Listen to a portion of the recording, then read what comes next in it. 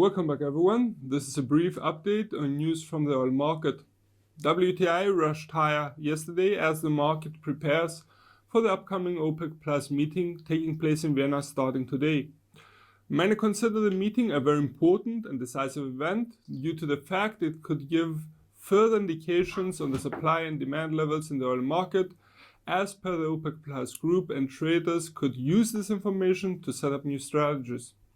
Even though this report will reach you after the meeting starts, we would like to point out possible scenarios of the meeting and other information that concerns the oil market, which are detailed in this report.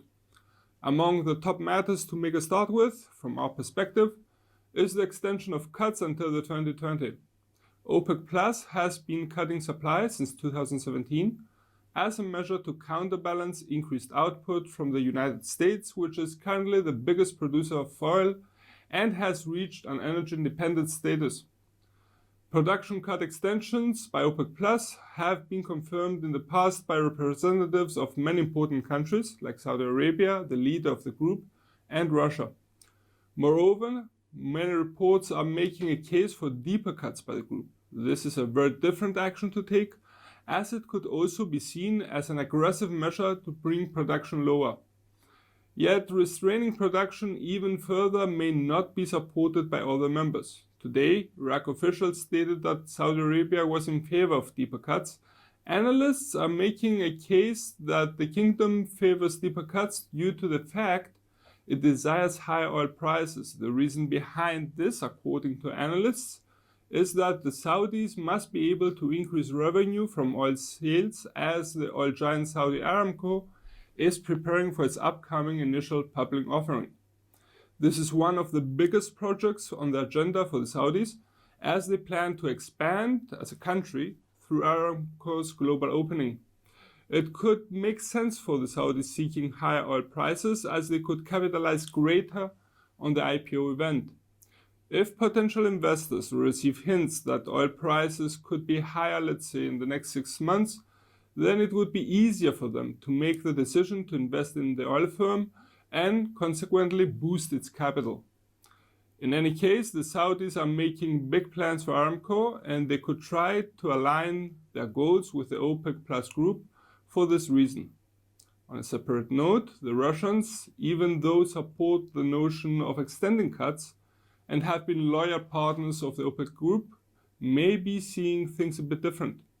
According to Reuters, Russian Energy Minister Alexander Novak stated on Thursday that his country's oil output was at even lower levels than agreed under the OPEC Plus pact to curb supply, and this excluding gas condensate.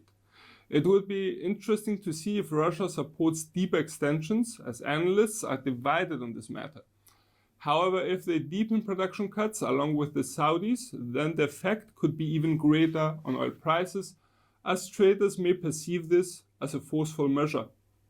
Also, Iranian officials stated they would support any OPEC recommendation to extend cuts until the end of 2020. In addition, we would like to note the OPEC meeting in Vienna may have strong market reaction, and caution is advised. On a different subject, yesterday's EIA weekly reading was released, with the administration indicating crude inventories were down by minus 4.9 million barrels in the week to November 29th. The drawdown was much wider compared to analysts' forecasts of a minus 1.7 million barrels figure. The outcome helped boost oil prices higher, even though they were already in an upsurge for the day. As a conclusion, in the previous days, Goldman Sachs lowered its oil demand forecast for the current year. However, they did follow up with the expectations that demand will increase in 2020, as they cited healthier global economic growth, new maritime law rules, and more normal weather conditions. According to new rules by the International Maritime Organization, coming up to effect on January 1st, 2020 onwards, they will not allow ships to use fuel surpassing 0.5% sulfur compared to 3.5% rate now.